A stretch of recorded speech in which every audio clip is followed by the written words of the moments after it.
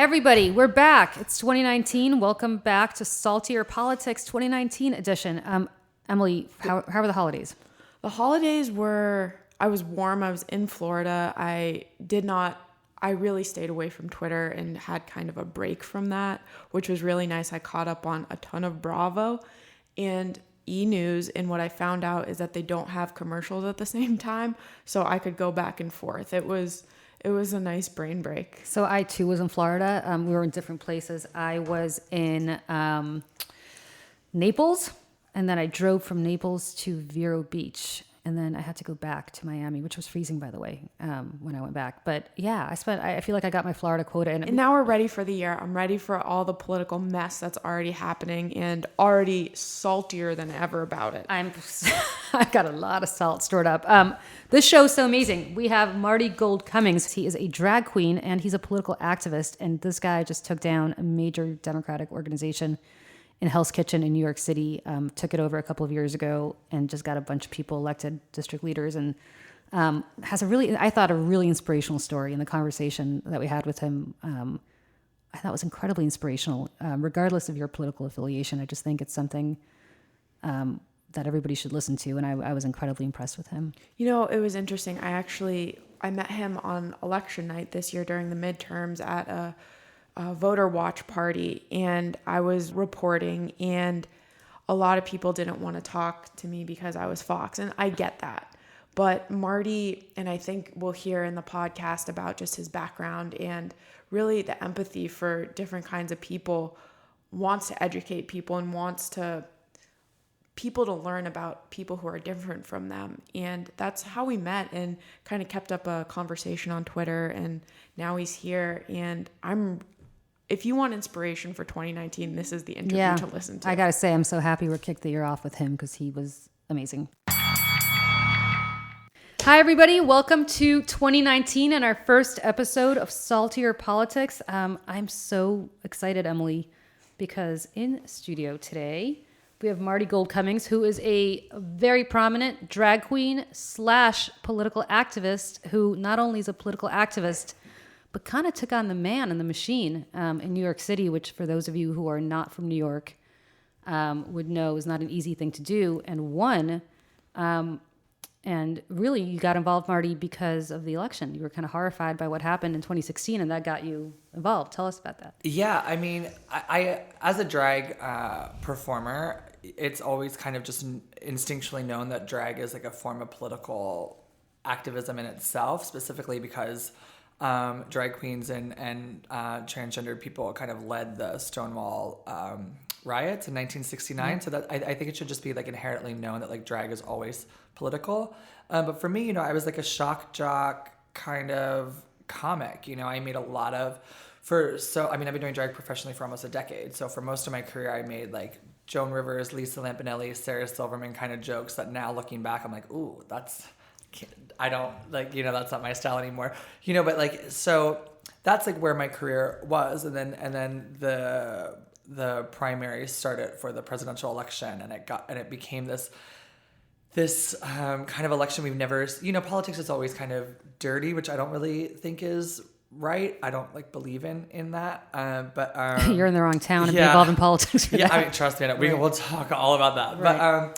But you know, so it kind of became something else when Donald Trump came down his escalator and announced his bid for presidency. I don't mind like a celebrity running for office, like Ronald Reagan was an actor, Arnold Schwarzenegger, Jesse Ventura. I don't mind that. But what I mind is openly racist rhetoric, you know, as a way to electrify people. And the first thing he ever said was that Mexicans are rapists. And that kind of set this, you know, kind of my brain kind of rewired in that moment. And it kind of rewired in how I presented myself on stage. I was like, okay, so me as a comedian making jokes now takes on a different meaning because we have a presidential contender actually saying like horrible things, you know, and so I started researching like how can I get involved to politically, you know, to make sure a Democrat wins. At the time it was the primary season, so I was figuring out who I wanted to vote for. And who was your person? I was very torn between Bernie and Hillary. There's so much about Hillary that I love, and there's so much about Bernie I love, but in the end, I went with Hillary. Hillary's like the most qualified person we've ever had run for president, and I think institutionalized sexism kind of like really worked against her, and things that men do they can get away with, but Hillary would do, and it's like, oh my gosh, this woman, this monster. You know? I mean, we had a guy saying he would grab women by certain body parts, and that apparently got him to the White House. And Hillary, meanwhile, was taking the blame for her husband's extramarital affairs, which I still don't get, by the way. This is kind of like very, very off topic, but I am such a Monica Lewinsky fan. Like, I met her at an event, and she's like the coolest, nicest person, and I think she really. And so that's like kind of like a conflict of mine also as a Hillary supporter. I'm like, was that handled in the best way? I just think Monica's done a great thing with her TED Talk and her speaking out about cyberbullying, because I think you have a president who is a cyber bullier. Despite his wife's best efforts to have the "Don't Cyberbully," I know, Be Best, right? Be Best campaign. But so I was looking for a political organization to get involved with, and the one in my neighborhood was kind of. They said they were Democrats, but they didn't really do very many Democrat-like things, and they weren't very active unless you were like in this kind of old boys club, and they've been around for 125 years, the same family running it, and I called my city council member at the time, and he's a friend of mine, and he was like, well, why don't you start something? And so it just kind of went from there and became now my whole life. Is that what you're doing now? What are you doing? I mean, the election's over, so are you still keeping it going? Yeah, well, I always tell my audiences, I'm like, the election may be over, but the revolution's just begun. You know? I love that. That's a great line. Because we're never done fighting. It's like people. There's always going to be groups of people that are attacked, and right now it seems that every group of people is being attacked.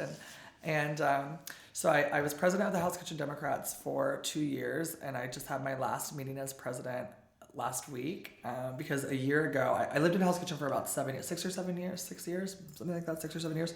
And that's the neighborhood that the Hell's Kitchen Democrats was formed in, obviously, where we elected district leaders to get rid of the McManus Club, which was in power for 100 years. Just for people who are not from New York and they don't know, Hell's Kitchen is the area in Midtown that's west of Times Square. So it's part of the theater districts in Hell's Kitchen, and it's a really vibrant, incredible. It's had a great wild history, right. And it's a beautiful, vibrant neighborhood that's continuing to go through a lot of changes. Like a year ago, my husband and I were living in a studio, and we have 2 dogs, and we want to expand our family, and so we ended up moving to Hamilton Heights, which I love, and so we worked it out with the club that I will remain on because our club is you can be a member of our club whether you live and or work in the neighborhood, and I work in the neighborhood. So I said I would run for one more term, get us through the midterms. Then I decided, I can stay on the executive board as a voting member of the board, but I felt, pass the torch, give somebody else an opportunity, and to lead the club. So you were talking about passing the torch, but the guy whose organization, the McManus organization, that he you never beat. did. Well, he did. He was going to pass the torch to his nephew, right? He was around for 50 years. Yeah. And this quote is so priceless because I work in politics and I've worked with guys like this, and this is your typical entrenched ward politician, for lack of a better description. So this quote is that basically district leaders can't help people the way we used to help them, admits McManus. I'll skip all the other stuff, but you can't help anybody anymore. You can't even take care of a jury notice. And Emily and I were talking about that before you came here.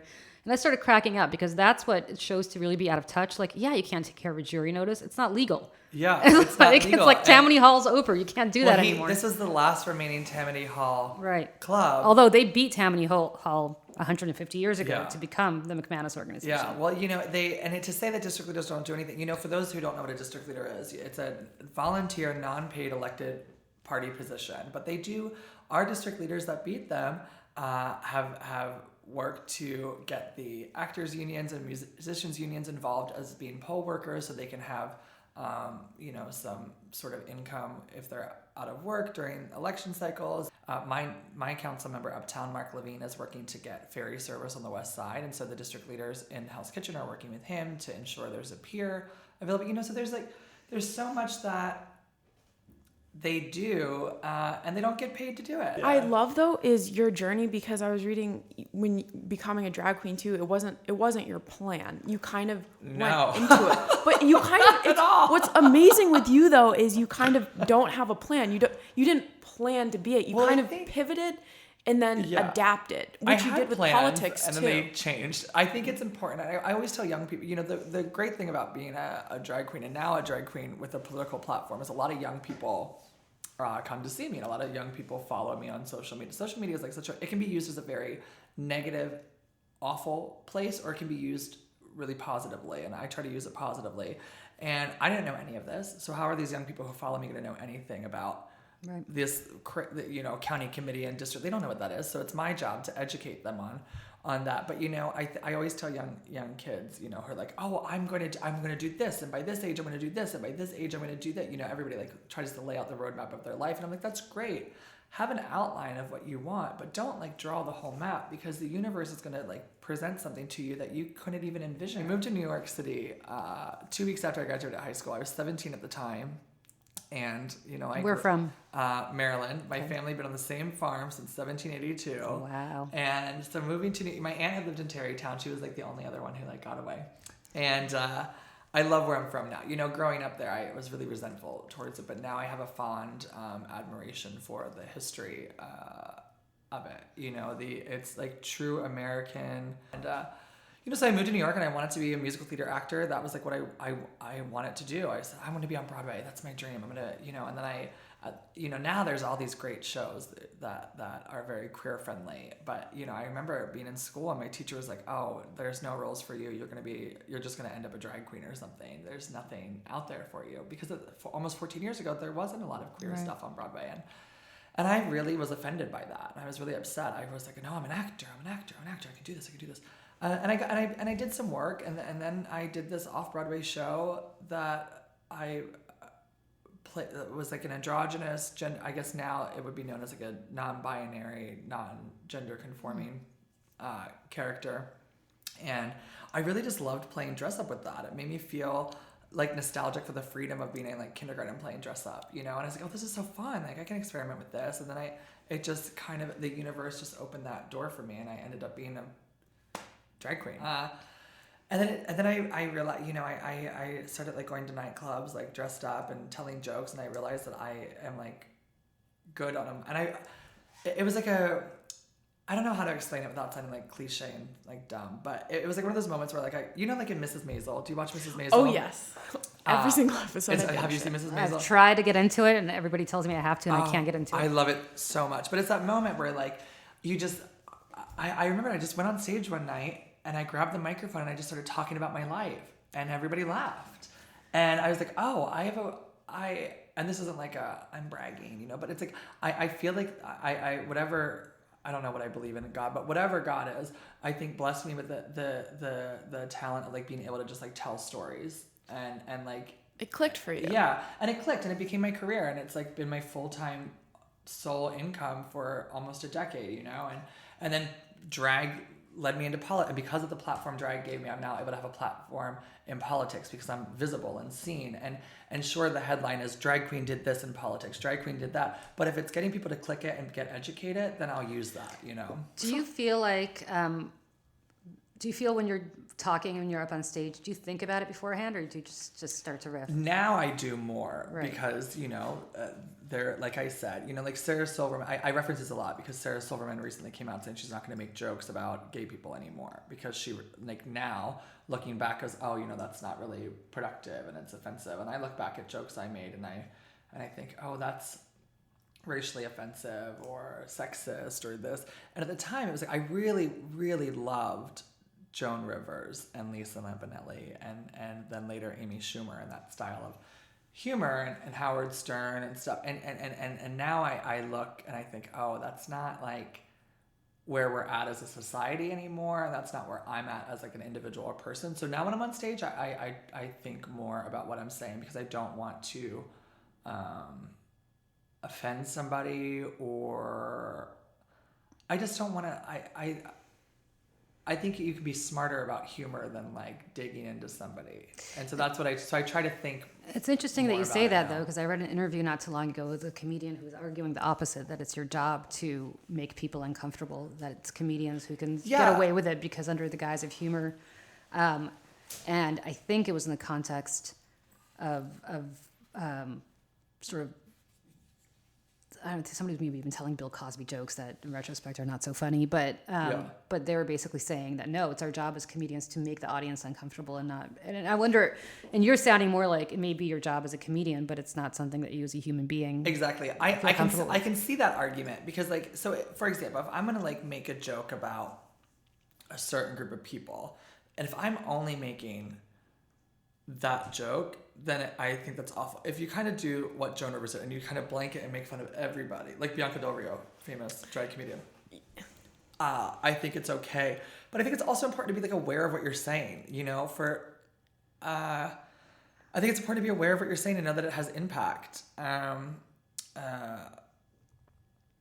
Words like matter. And so I think it's okay to like be offensive and push the boundary, but don't, I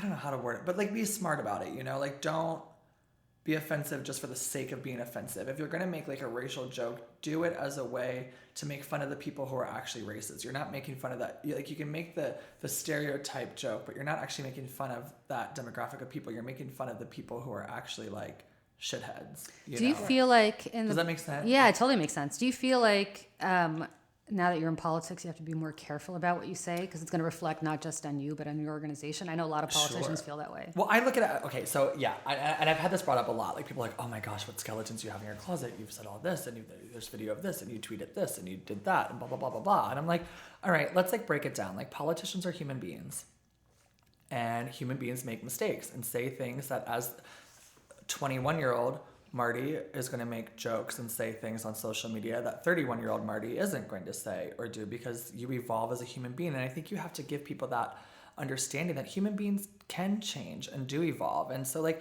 I think it's important. Like I love Alexandria Ocasio. I think she's great. I think she's a new age of politician. We were DMing last night because she was like putting on nails and I was like giving her advice on what nails do you know. But I just think she's so open and real and I love her. And I think that as a politician, I don't really worry about my past because I own everything I've ever done, every mistake I've ever made. And as a politician, like I met my husband on Grindr. There's probably dick pics of me out there. People actually meet people on Grindr? Yeah, and we didn't even have sex for like a month. He like wanted to go on a date, so we did. It was wild. It was crazy.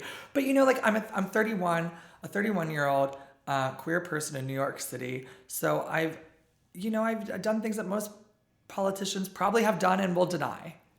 Right. And I think that's important. So to answer your question, like I don't really have like any thing to hide as a politician. I think owning it is awesome and that's what resonates now. But something that really I think is really cool about you and I think we could be similar on is I'm from Florida in a smaller town in Florida and people were very much in a box and afraid of what they didn't know. Sure. And moving to New York, I am liberal and I do have very open beliefs, but also come with the understanding that people just haven't been exposed to a lot. And, we live in a New York bubble. So a lot of my friends who are just so born and raised in New York are very liberal places. It's hard for them to see outside and see the more conservative views. And they see often conservatives as dumb and as the other. And I'm kind of like, you're doing exactly what conservatives are doing to you. And do you find that coming from Maryland and coming from the smaller towns kind of gives you that insight? Sure. I think, just as much as we're in a bubble in New York or LA or Chicago, people in the Dakotas and Minnesota and these places, they're in their own bubble as well. It's just a different bubble than ours, and I grew up in the county I grew up in, Kent County, Maryland, has I think 18,000 people in it. Like more people live within 2 blocks of me than in this entire county, It's rural Trump country.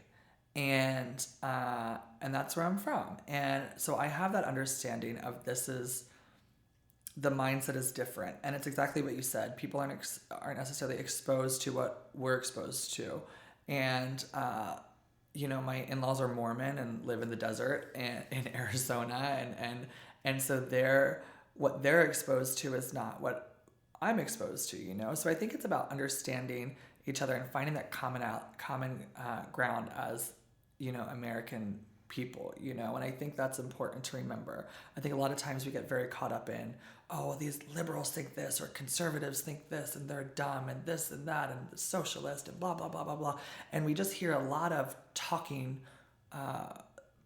We just hear like clickbait language instead of like actually having dialogue. And I think it's important to just like break it down and be like, okay, well, why do you believe this? Why did you vote on this issue? Why is that important to you? And find the common ground. Like most Americans are immigrants, I would say the vast majority of us. And we came here for, that whether it's my family who came here in the 1600s or somebody who came here a week ago, we came here because America is supposed to be that land of opportunity. And so I think people in smaller parts of the country are scared because job industries are changing, economic situations are changing in terms of where jobs are available around the world. And so it's very easy to say, well, Mexicans, it's their fault. It's very easy, but really it's like, coal is not the industry it once was. Steel is not the industry it once was. So now what we have to do as politicians on both sides of the aisle is create green opportunities to employ people. We need to create, our infrastructure is terrible. We need to instead of putting $5 billion into a wall, let's put $5 billion into highways. You can employ so many people in that. And I think it's about finding that common ground. We all want every person to succeed. I don't think anybody really wants to lock children in a cage on the border for their belief. And if they do, then they're evil. But I think the vast majority of conservatives I've interacted with from the middle of this country do not want to see children ripped away from their mothers. It's funny that you say that. I talk about this all the time. Emily's heard me say this. I was at Fox for very many years, and I live on the Upper West Side in New York, which is, like a liberal bastion, right? The People's Republic. I work in a strong voter bloc. They turn out all the time. Please, we turn out. No, definitely. And I work in Democratic politics. And you would think I would go through my entire day not ever meeting somebody who's not like-minded based on where I live and where I work. But when I was at Fox all those years, it was nice because I'd be able to spend a good chunk of my day with people who completely disagreed with me on virtually every topic. And when the cameras were off and so you weren't trying to score points and you weren't trying to gin it up for ratings and you weren't trying to, everybody wasn't playing a role. What you found was that people still believed what they believed, but they believed it in a much more thoughtful way. And so you could have a conversation. You could have a great conversation with them. And I think to the point that you're making, so much of the opposing views of people are caricatured through cable TV or talk radio. And so nobody really thinks that the other side is intelligent enough, even though they disagree with them, because of the fact that they just look at these caricatures that are not really well thought out.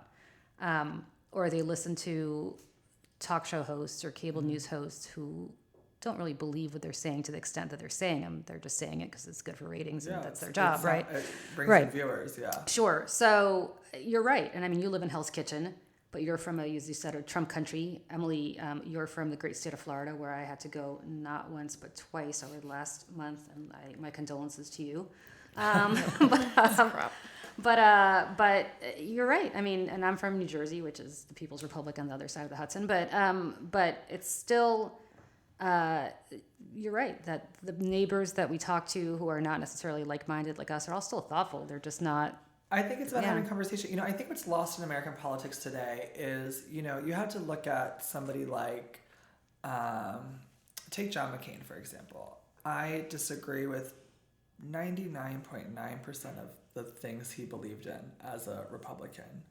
The difference is from John McCain compared to a Mitch McConnell or a Donald Trump, is he was willing to sit down with his colleagues. He was willing to sit down with Kennedy at the time and Biden and people and say, okay, well, let's figure out what is the best compromise for everybody, you know? And I think that's what's missing in American politics. It's so divided. I think bipartisanship is important. You're not going to get anything done if you just keep pointing fingers. You have to sit down and have a conversation and say, okay, enough is enough. What is the best for the people? Not for the Democrats and not for the Republicans, but what's best for the people, you know? And I think that's what's missing. And I'm from this small town in Maryland.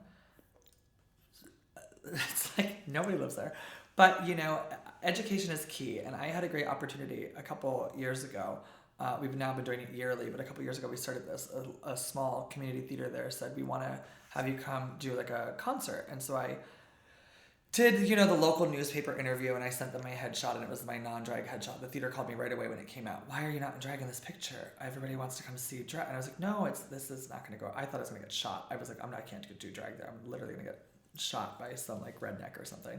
But what happened was, this is why it's important to go to these small towns outside of our New York kind of sphere, because education is the way to open-mindedness. And so I did this show, the first one, and this grandmother in drag, and I took a couple Broadway friends of mine down, and we did it was to raise money for the theater summer camp or whatever. And this grandma came up to me the first time, and she said, I read about this, and I thought this would be something good for my grandson. Nobody really understands him. Nobody understands. Like, he doesn't have a lot of friends. Nobody in our family knows how to connect with him. I thought this might be something good. So I met her grandson. He was, I don't know, maybe like 15 at the time. I don't know how old he was.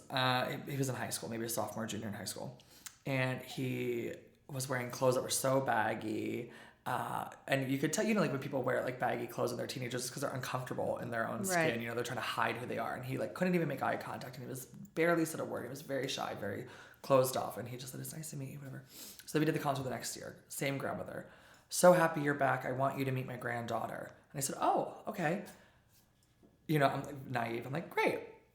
Granddaughter, same kid. Wow. What a great story. Happy, eye contact, talkative, joyful, wearing beautiful clothes. And she said to me, your concert made me realize that people from here can be who they are. And she started her transition, and the school was very accepting. And because of like stuff like that, you know, another instance, this kid wanted to use I don't know the exact like story, but it goes something like this kid, you know, was transitioning, this another kid, and they wanted to use the bathroom, and the teacher said, no, you can't use that bathroom. But the kids in a small town like that, you grow up with each other.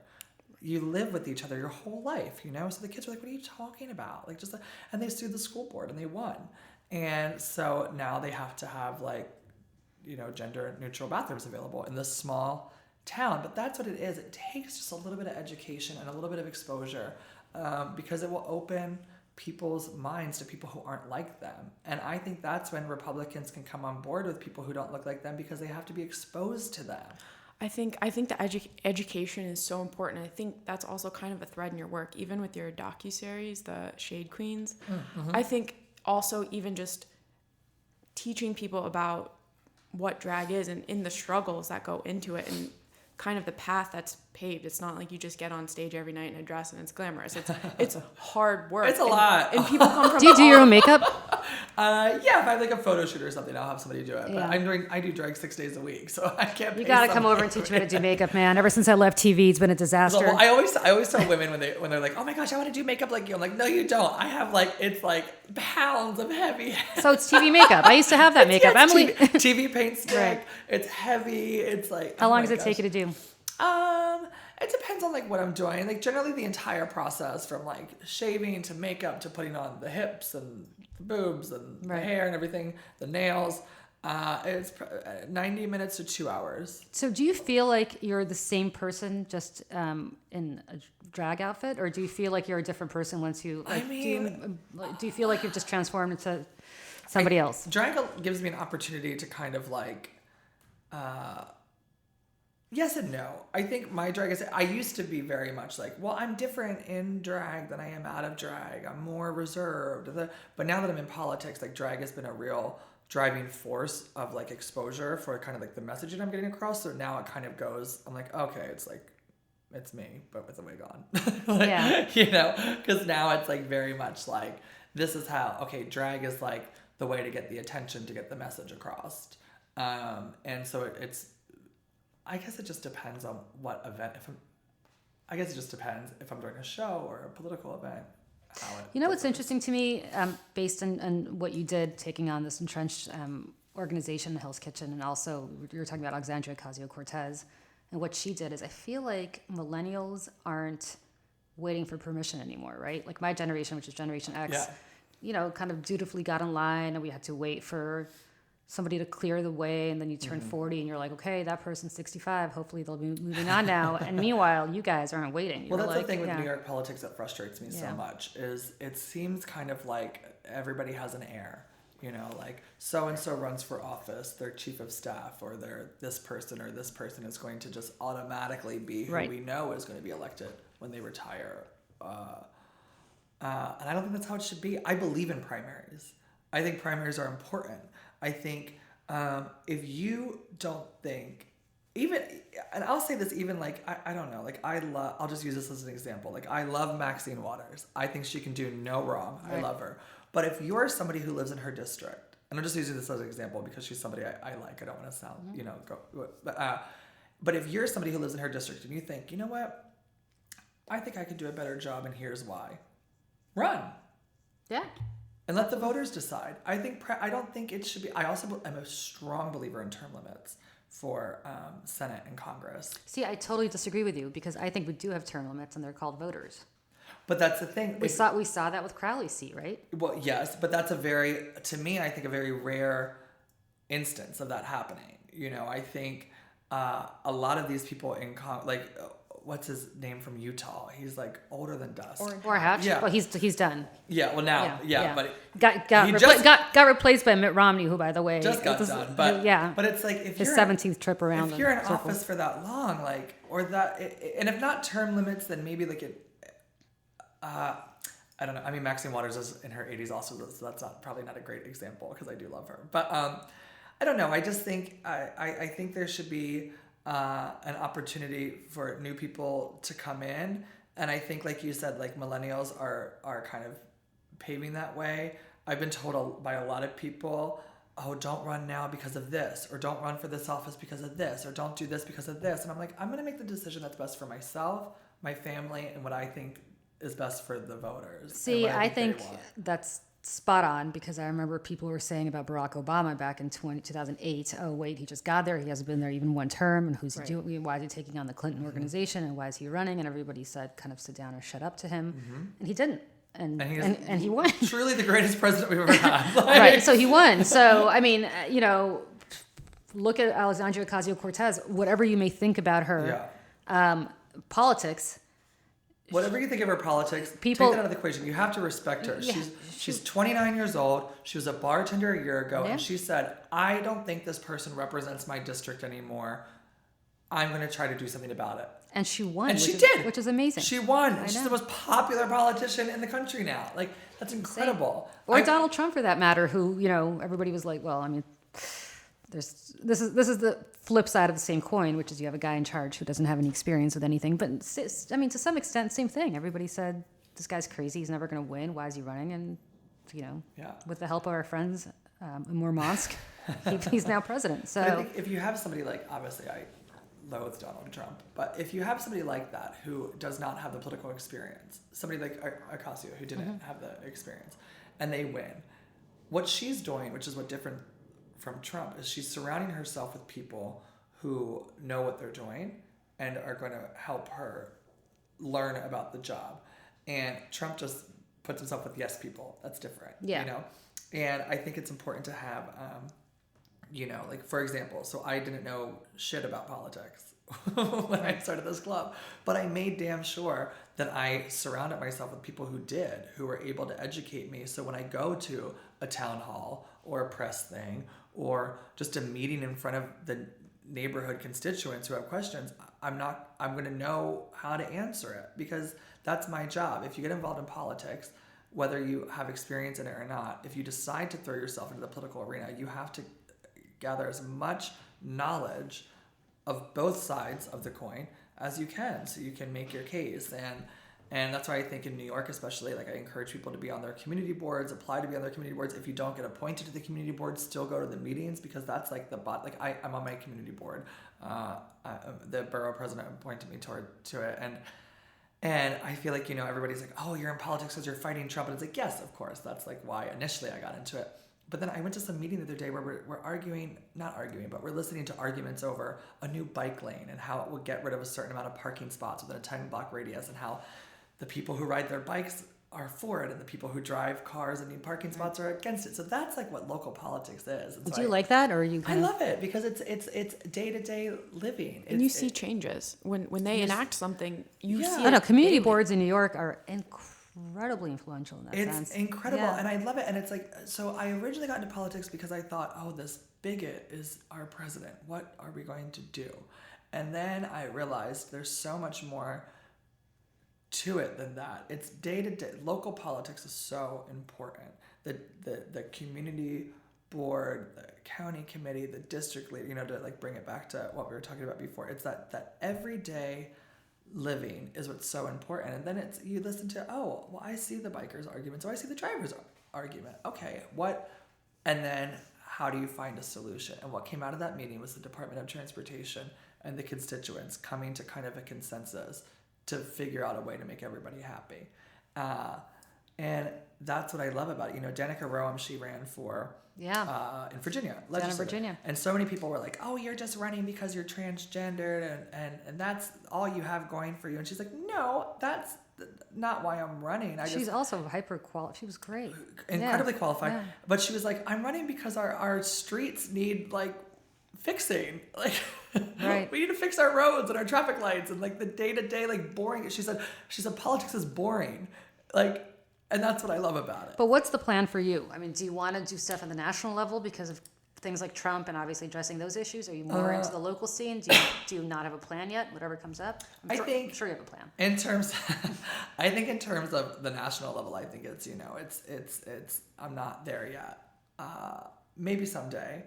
But why not? Ocasio-Cortez wasn't. And well, I also think you make a lot of change too through your routines and through comedy. Yeah, but that's the thing. It's a hard thing. It's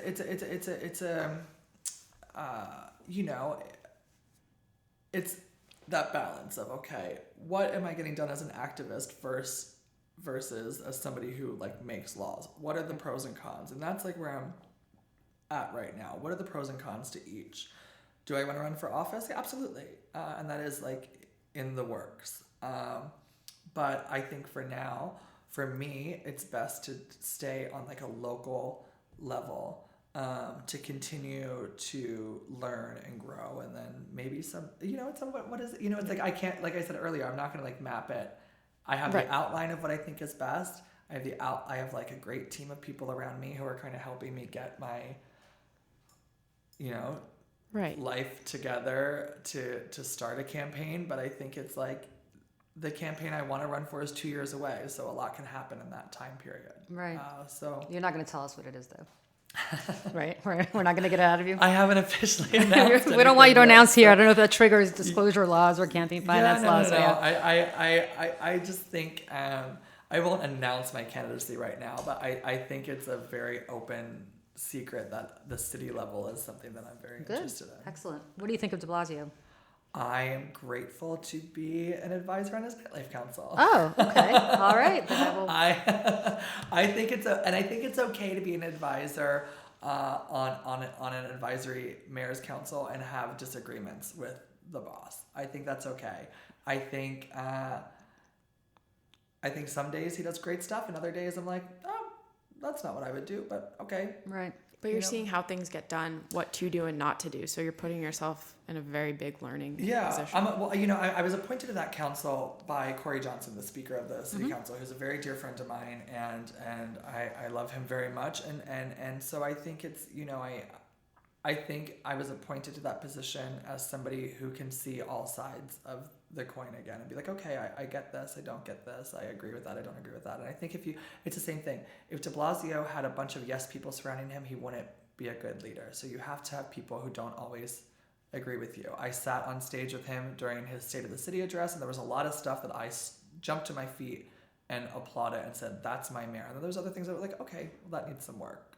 It's funny. Having worked with a lot of politicians over the years, most of them say they don't want to be surrounded by yes people, but the reality is most of them want to be surrounded by yes people, and you can't be. You have to have people tell you, because you can think something as a politician or just a person in life. You can think, oh, this is the best idea. This is the best decision, and then it may not be fully thought out, or there's things that need to be worked. So if you're just surrounding yourself with yes people, are like, yes, this is great, then you can really, especially in politics, kind of fuck a bunch of people's lives. I love taking no people shopping with me, because when you look bad in an outfit, I don't want to be yes. I want to no, you can do better. So if I think you need no people in every aspect. Great Rudy Giuliani's drag performance back in the day. Speaking of no people. That was the strangest. Remember That's the strangest clip. It's so weird. He's oh, what a piece of shit. I just think he's such a piece of shit. But he's a yes person. There's people out there who are so hungry for power that they will just eat shit. And it's like, you sold, Lindsey Graham is one of them. Like, what is wrong? Like, I just don't. I think Lindsey Graham made a very strong, I don't think he's being blackmailed, by the way. Everybody thinks he's being blackmailed. I think he made a very easy political calculus that a Democrat can't beat him in South Carolina, but he can lose in a primary. That's exactly right. And Donald Trump, who I'm sure and I'm convinced he loathes, because I can't imagine that he suddenly had an epiphany that Donald Trump is amazing after criticizing him for all those years during the primaries. But he made a political calculus that Donald Trump needed to be on his side so nobody could primary him from the right. Yep. And I guarantee you, the minute he gets reelected in 2020, if Donald Trump is defeated, he'll trash the hell out of Donald Trump. But that's the same with Kellyanne Conway. She's trashed Donald Trump before. Mick Mulvaney, he trashed Donald Trump, but they have a nice job title and a little bit of power, and all of a sudden, yeah, changes. Exactly. It's go ahead. Oh, sorry. I just think in politics, I'm not, I'm never going to compromise my integrity to make you like me. And I think if you don't like what I'm doing, fine. But if I believe that it's the morally right thing, I'm going to do it. I think also in your profession, though, in acting and in drag, you need to have a backbone of steel. Totally. Yeah. In this. Well, people, it's so funny. I always compare them like, okay, what's worse, a room full of drag queens or a room full of politicians? They're both pretty wild. It's probably really competitive in both places, right? Yeah, I think drag is, people are always like, oh, you're a drag queen, how are you in politics? I think drag has prepared me to be in politics in a lot of ways. First of all, if you get up on stage, there's nothing harder than stand-up comedy. There's nothing harder than stand-up comedy at 1 a.m. with a bunch of drunk people. Yeah. Because they're either going to go really far one way or really far the other. So you have to be able to control that environment. And I think, for me as a politician, I feel like there's a lot of people, I hear murmurs of like, oh, you can't do this, you can't do that, you can't do that. Constantly people trying to tell me I can't. But it's like, you know what? I moved to New York City when I was 17 years old with nothing.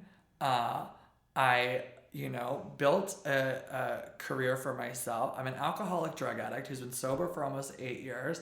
I have built a career for myself, a business, a brand, I said I want to do a TV show. First TV show I ever pitched, I sold it. That's amazing. And it was on TV. Tell us about the show. What I mean? It's the one on Shade Fusion, Queens of NYC. It was on Fusion. I am so proud of it. We were on for a season and we got to tell 8 drag queens, life stories. But for me, it's like, so everybody who says, oh, you can't. Well, I say I can and I will. And so people saying, oh, you can't run for office. Well, I can and I will. And if I don't win, then at least I had an opportunity to let some kid like that grandmother's granddaughter who came to my show know there's somebody like me, there's somebody who represents me, and there's somebody who's going to fight for me whether they win or lose. And I think right now what politics needs is there's a lot of people who aren't being invited to the table, and so they're making their own tables. People we have that entire crop of wonderful, diverse women in Congress now. They weren't being invited to the table, they built their own. Yeah. And I think that's important. I think on the city level, when this next city council, their term limited city council, there won't be, not that that's what I'm running for, but just using this as an example, but there'll be a lot of queer people who are no longer in office. We need queer representation. And I believe that, I think that is a space I can fill. And so you kind of feel like you're doing it not just for yourself, but you're doing it to set a marker. So if I run for office and I don't win, then I'll keep doing stand-up and using my voice in that way for people. But if I do win, then God damn it, I'm going to make sure that every single young queer person knows that every time somebody tries to roll their rights back, there's somebody who's going to be louder and more vocal than they've ever had in office. That's awesome. And by the way, I want to thank you because you are the first guest we've had on the podcast who actually asked for coffee as their drink. I don't drink. No. And I'm really grateful because as you can see, we have a shelf here for people who can't see of just tons and tons of scotch. And as everybody who listens to this podcast knows, I hate scotch more than I hate anything on earth. And meanwhile, I'm being forced to chug it every time somebody shows up for this podcast. So I'm enjoying my cup of coffee. Oh, so yeah. Thank I you. said, well, this is my time of day, my midday latte. I always have. I'm thrilled. Although almond, I don't know about almond. I'm a purist. I'm an almond milk kind of girl. No. I love it. I love it so much. Oh, no. I'm a pure black and bitter. That's how I like my coffee. Oh, yeah. That's what my husband likes it like. Who's your husband? Tell us about your husband. Oh, he's the best. His name is Blake Allen. He's a PhD candidate and a musician and a composer, and we're very opposite. What's he getting his PhD in? Viola. Oh, wow. Yeah. That's amazing. He's very smart. He's very talented. That's great. Do you guys collaborate on any songs or anything like that? Yeah, we just did a concert at Lincoln Center together, which was super fun. He arranged all the music and put the band together, and we did a concert in Massachusetts, and we did a concert in Mexico recently together. He's a beautiful musical arranger. He's really fantastic. It's really, really beautiful. I did an album that raised money for the Ali Forney Center, and he did all the orchestrations for that. And arrangements. He has like an ear for, he can never seem to hear me when I'm trying to talk to him, but he has an ear for for music. That's awesome. Did Emily tell you about Two Truths and a Lie? Oh, I have to, Two Truths and a Lie. Okay. You got to tell it, we have to guess. I think my record is undefeated, by the way. I've lost I think Emily is fully defeated. So I just tell you three things and you have to figure out which ones, two of them are true and one is false. Correct. Okay. All right. Number one, I started musical theater because I wanted to be Annie, because I saw a production of Annie and I told my mom I wanted to be an orphan and I got in trouble for that. We have so much to talk about with Annie, but keep going. Go ahead. Two, I performed with Angela Lansbury before the Tony Awards in 2009. And three, I had an opportunity to meet Joe Biden when I was in third grade and shake his hand. Oh, God. This is tough. I'm going to say Angela Lansbury's false, even though I hope that's not true. It's false. Oh, undefeated. I met her that night. I didn't perform with her. I'm going to say I was going to choose that too because I didn't guess. I was trying to think. I was like, well, I just said that I performed at Lincoln Center, so maybe they'll believe that I performed with Angela Lansbury. I love her. My husband's obsessed with her, and he's so pissed that I had met. Did he see the new Mary Poppins? She's in it. We haven't seen it yet because our schedules. We don't want to see it without. Cause we'll go to movies with friends and stuff without each other. But this one, we're like, no, we're going to this together. But we've never. Our schedules are both so. So I got to tell you about Annie. So when I was little, Annie came out. The movie Annie came out. The Carol Burnett version. Oh, I did work with Carol Burnett before. She's awesome. Very fun. And I was obsessed with this movie. And I would literally lie in bed, and I would pray to God or whatever, Dee, that I would somehow get discovered by a Broadway producer, and he was gonna make me be Annie. Was it still on Broadway then? It was on Broadway, and I was obsessed with this movie so much. I remember there was a summer, I forgot the year that it came out, that I literally, as a latchkey kid, and I would listen to Annie 24/7 and sing along to it. It's so good. I just loved Annie when I was a kid. There's a great documentary called Life After Tomorrow. You have to watch it. What's it about? It's all the girls who played Annie as kids. Wasn't Sarah Jessica Parker one of the original Annies? Yeah, and she was from Ohio, and she had Did you know that? She has 11 siblings. And she became a famous Annie because she sang with Bob Hope, I think, is what it was. I think a thing. And then her playing Annie supported her whole family. I know. I heard that. Yeah, I heard that about her. But she's very nice, by the way.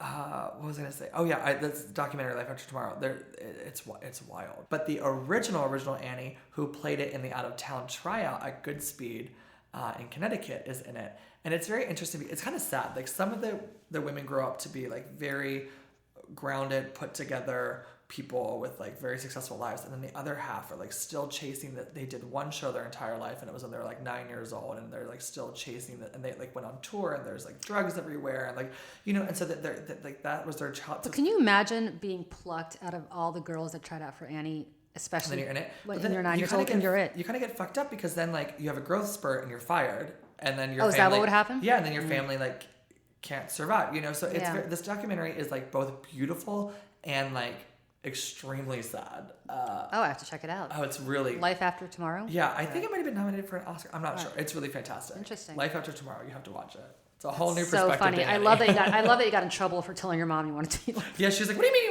want to be?" But you said I saw in some clip your parents come to your shows. Oh yeah, they're wild. That's so awesome. They're great. But they're down in Maryland. They're in Maryland. Right.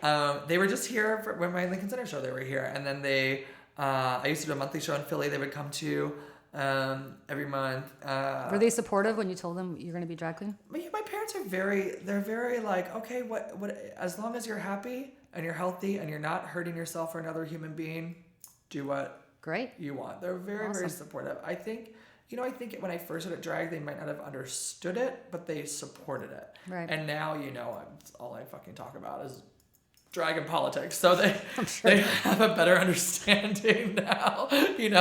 Almost 10 years as a drag queen, I think they're like, oh, whatever. Yeah, that's awesome.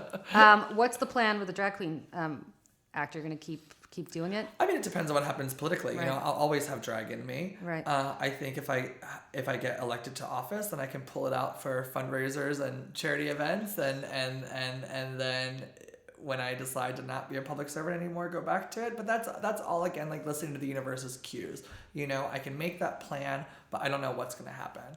And so I have to follow the signals. I'm a big believer in just following the signals that are presented to you. A lot of times I think the universe is kind of like a cliche, broad statement, but I think the universe presents you with signals, and you either pick them up and take that, or you like defy it and go the other way. And so I'm just gonna listen out, and if I'm supposed to be doing drag when I'm in office, great. If not, then no, we'll see. That's awesome. I think, and that's because you keep kicking ass on every single thing that you pivot to and from. So we look forward to seeing where you go, and I love drag. We're fully and I love supportive. politics, I know. So we do too. Exactly. I So love them both. awesome. Maybe people always say, they're like, "Well, you campaign in drag," and I'm like, "Well, if it's an LGBT event, why not? Why not? yeah. Why not? I'm not going to go to everything in drag, but if it's a queer event, I mean, know your audience, right? What? Exactly. And I think this is very funny. I love this story. I was doing an event for the HK Dems, and Jerry Nadler was our guest speaker.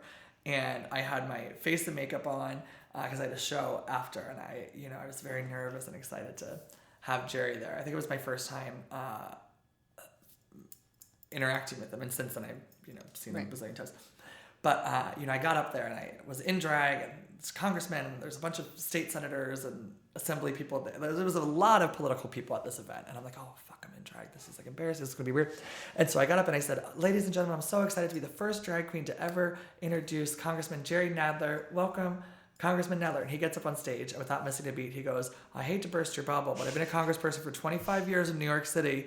You're not the first drag queen to introduce me, and you won't be the last. I'm sure. And it made me laugh because I thought, oh, you're right. He's probably done a bazillion Pride events or whatever.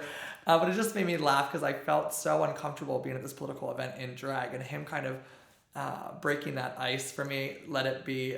I was like, okay. I got to tell you, because we have to end this, but we started this by talking about Stonewall, and I was down there today in that area, and I didn't realize that they had built a national registry, and that park is beautiful. It's a national. Obama did that. It's a national park. It's a national Yeah. park.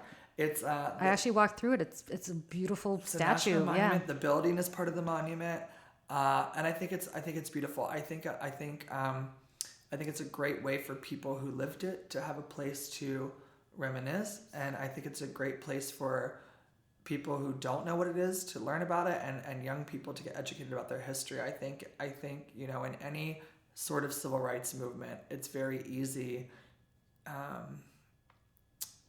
to forget where we came from and what happened. And I think it's very easy for queer people, young queer people, who are living with basically total equality under the law for the most part. Now there's things being rolled back by Trump, obviously, which we're fighting. But, for 8 years under Obama, we had a lot of forward progress. So it's easy to forget the fight that came before, and that's continuing. And so I love that they have the Stonewall Monument, and the AIDS Memorial is a couple blocks away. And I think it's it's about time America had that. In Amsterdam, they have a beautiful, outside of the Anne Frank house, which was like, again, we can't forget history. It's so important to have those places. But outside of the Anne Frank house, there's the monument to the queer people persecuted in the Holocaust. And I thought that was such a beautiful thing that the Dutch government did. I thought that was really beautiful that they honored those people. And so now for our country to honor the people who fought police brutality in 1969, I think that's really beautiful. I'm grateful for that. It's amazing because I was just saying this to a gay friend of mine. We were talking about the fact that how quickly the movement moved. It stalled for millennia. Yeah. And then over the last decade, just the transformation. Well, I think, we lost, Stonewall happened in 1969. And it started with Marsha Johnson and Sylvia Rivera, like really kicking shit up. And then that's when it's 50 years of Pride this year. Yep. Which is major. And then in the 80s and the 90s, we had this moment in our culture as queer people where an entire generation was basically wiped out. And so I think that's why the movement kind of stopped a little bit. I think that's why it took a pause, because you had, obviously there's people from that generation who are still alive, but there's thousands of people, thousands of activists and political minded people and artists and just people who I think could have really moved the movement forward, who were lost to a disease that was ignored by our government. And it's funny, I was thinking about that too, because I was walking by St. Vincent's Hospital. Which is now fucking condo. Which is condos, and I used to live across the street in a building literally across the street from St. Vincent's. And now they're condos, and I was thinking, again, that St. Vincent's was the hospital. The only place. That treated, the only place. Yeah. I think about it. I think about just the bigotry that was not that long ago. It wasn't that long ago. No, it was the 80s. People saying, I'm not going to, putting bodies in trash bags and leaving them on the loading dock. That's well, because it was like the plague. Like you couldn't touch somebody with AIDS. But it's like not that long ago. And I remember, my mom is an amazing person. She's so beautiful. I remember when I was growing up, my mom always said, oh, you remind me so much of I think his name is Peter. I can't remember. We'll say his name is Peter. I can't remember. She's like, oh, you remind me so much of my friend Peter. You remind me so much of my friend Peter. You're just like Peter. And then when I came out of the closet, my mom said, she finally told me the whole story of Peter. I didn't know it. I just remember being a little kid and my mom said, oh, you remind me so much of my friend. So my mom was growing up in the 50s. My mom was born in 1951. Small town, very, farm. She had a friend, and my mom would always play the cowboy and he would always play the damsel in distress, and they were best friends their whole life. And in the early 90s, I think it was, he had moved to I think it was California. I'm not sure. I may be getting some of those little facts incorrect, but and then he came home. He got really sick, and nobody would help him. Nobody would touch him, but his parents took care of him, and my mom would go and help take care of him, and then he passed away. And so when I came out, my mom was like, this is the story of my friend, and this is how people treated him in his most desperate time of need. And she said to me, she was like, be safe in your life. And she said, don't ever treat people the way that he was treated. And so I think that's why my parents are proud of me for being a drag queen. And I think that's why they're proud of me for being in politics, because they know that if things like that come up again, they know that I and the people I surround myself with will make sure that doesn't happen. That's an amazing level of empathy to pass along to your son, especially as you said. I just remember like whenever I remember this one moment. I'm getting like emotional talking about. I remember this one moment when I was a little kid. I came home and I talked to my mom. I was crying so bad. I was sitting on the couch. I remember in our like little family room, and I was like, I don't have any friends. I'm like such a loser. Nobody likes me. And my mom said, oh, you just remind me so much of Peter. You're so much like him. And then I felt guilty putting this burden on my mom. I knew, as a little kid, I didn't know anything about him, but I knew that there was sadness on my mom's part about him, and I didn't want to put that. So I like made up this lie to my mom. I was like, "Oh, I'm just kidding. I have this. Bianca's my friend, and Jamie's my friend." They weren't my friends. They were so mean to me, but I didn't want to put this extra burden on my mom. And now, like as a grown up, I'm like, "Wow, my mom loved this man so much," and I just feel grateful that I'm able to kind of be an extension of that being for her, today. And so like my drag and my politics is not just for like the queer young people, but it's for people that we like my mom's friend who she loved, who she doesn't have anymore. It's like we have to stay loud as drag queens, and we have to stay loud as political activists, because we can never ever let that happen again. Well, no, you can't get complacent. I mean, easy. You mentioned the Anne Frank house, and if you've ever gone there, anybody who's ever gone there, it's horrible. But you think, I went to the Anne Frank house, and I did not, you read about it in history, you read in school, and then we're walking through the Anne Frank house, my husband and I, and it's bigger than I thought, by the way. Yes, well, I think that's because like the museum's all around, but we're in there, and in her sister's room, there's pictures of movie stars, and a picture of Queen Elizabeth and Princess Margaret when they were kids. They're seeing it, and you think Anne Frank today could potentially still be alive. Oh no, I think she'd be in her 80s or so, yeah, 90s maybe. She like any teenage girl loved Queen Elizabeth, who's still on the throne. Well, I don't think she was on the throne then. She wasn't on the princess, throne then. Yeah. She wasn't on the throne then. But she was a princess, and somebody that this girl. I think they're contemporaries. I mean, they're probably within a 5-year age. Yeah, and so then I think that's not that long ago. But No. how quickly we forget, how quickly we're able to say, I certainly don't accept Nazis, but there's people who are now like, oh, that's not a big deal. These kids in their high school all doing the salute in their picture. It's not a big deal. They're just kids being kids. Well, kids being kids led to adults being adults. Yeah. Right. Who then persecuted people. I'm conscious of your time. Yeah, so I have no words right to No. It was so wonderful to have you on. This is like You're amazing. Thank you guys for having me. We cannot be more grateful to you for coming. We can't wait. I think speak for both of us. We can't wait to see what you do next. You've got to come back. Stay tuned. Yeah, you got to come back after you do your announcement and actually talk to us about it again. Super excited. Thank you so much for coming on. Thank you guys so much. I appreciate it. All right. Thank Bye, you. Marty. Take care. Julie, what an interview we just had. I think if Marty didn't have an event after, I think he's getting ready for the Glam Awards. If he didn't have that, we would have continued to talk to him probably right now. I have another 3 hours worth of questions for him. I thought he was great and real and empathetic and amazing. And I think he's got an incredible future in whatever he chooses to do. Sounds to me like he's going to be running for something soon. But regardless, it sounds like whatever he chooses to do, whether it's politics or drag or write the great American novel, he's kind of fearless. I mean, when I was 31, I had everything planned out in life because I was too afraid to take risks. But this guy's like the ultimate risk taker. He just goes with the flow. It's incredible. It is, and he stands up for people who can't stand up for themselves or haven't found their voice yet, which I think is great. And I think he just owns it. He owns what he does. He owns his life, and it's super inspiring. Yeah, I agree. What's making you salty this week? A lot that the government's still shut down.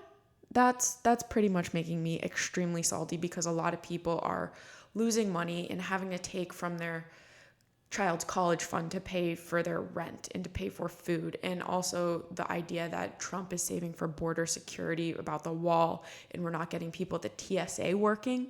Yeah, by the way, 9/11 happened because of the plane. So if he's really worried about terrorists, he should maybe fund the TSA. Yeah, I was flying out of I told you I went to Miami last week, and I was flying out of LaGuardia, and I asked one of the TSA guys. I said, I know you guys aren't getting paid. Thanks for showing up to work, basically volunteering your time to keep the rest of us safe. And I wish the president would acknowledge at least the work that they're doing to keep us safe, considering that they are now living, a lot of these people are living paycheck to paycheck without a paycheck. You know what's making me salty? My party of Reagan friends. We had an explosive 1-2 punch story. One was in the New York Times late last week, about the fact that Donald Trump was investigated by the feds for potentially being a Russian asset, which is just amazing. That we're talking about the president of the United States. But could I say you called it on clapback? Thank you. I called it on clapback like years ago because I see them from a mile away. But secondly, even more troubling to me, because we actually don't know if he's a Russian. I don't think he's a Russian asset. I think he's an unwitting, he's like what the Russians would call a useful idiot. And don't tweet me that I called him an idiot. That's not what I mean. It's an expression. But the other story that I thought was just amazing is that he basically ripped up notes, refused to have any notes taken at any meeting of his with Vladimir Putin, and including telling the translator not to discuss it with anybody. So we actually don't know what was said. I mean, that's completely unprecedented to have a meeting with an adversary, and nobody, not anybody in his inner circle knows what was said. I think Rex Tillerson was at one meeting, but the Helsinki one, it was just the interpreter, and that's amazing too. And so at which point of I don't know, Lindsey Graham, we just talked about Lindsey Graham on the show, for example, these hawks, this party of Reagan, hawk machine, when did they speak up? When do they say something here is not right? And maybe we should stop being Republicans and start being Americans and actually question what the hell is going on. Schiff hinted at a subpoena. Do you think he will? Subpoena who, the president? In the transcripts. I think so. I mean, I know that a lot of people are talking about getting the subpoenas. Yeah, I think they have a legal fight on their hands. I certainly think they should subpoena her because her name is Marina Gross, the translator. Because here's what we know. We know that any intelligence that our intelligence agencies have in this meeting, they're trying to get from eavesdropping on the Russians. How crazy is that our own intelligence agencies need to find out what's going on with our own president by eavesdropping on our enemies because our own president doesn't want to tell them. It's amazing to me. And look, I've said this before, I'll say it again. Putin was and always will be once a KGB agent, always a KGB agent. Those guys are incredibly good at manipulation. Certainly it's part of their job description. They're incredibly good at psychological warfare and manipulation of their target. And that's before we even get to what they possibly can have on Donald Trump. I personally think it begins at least with the fact that, as Donald Trump Jr. said, a large cross-section of their assets are Russian and that they don't need to borrow money from American banks because they can get what they need from the Russians. That was the Trump boys saying that. So how much more do we need to know before people start getting really concerned on the Republican side? That's what's making me salty, I guess, Republicans. Get with it. Stop making excuses for it. If this were Barack Obama, I promise you, and those of you who watched me on Fox knew that I was critical about Obama's attitude towards Russia. So I'm not being partisan on this. Well, wake up, Republicans. Start being Americans. Right. Stop being partisans. It's not just about the next election. We're salty about this, but I am thankful for this podcast to hear what else comes and how we are going to react to it, Julie. That's true. All right. See you soon.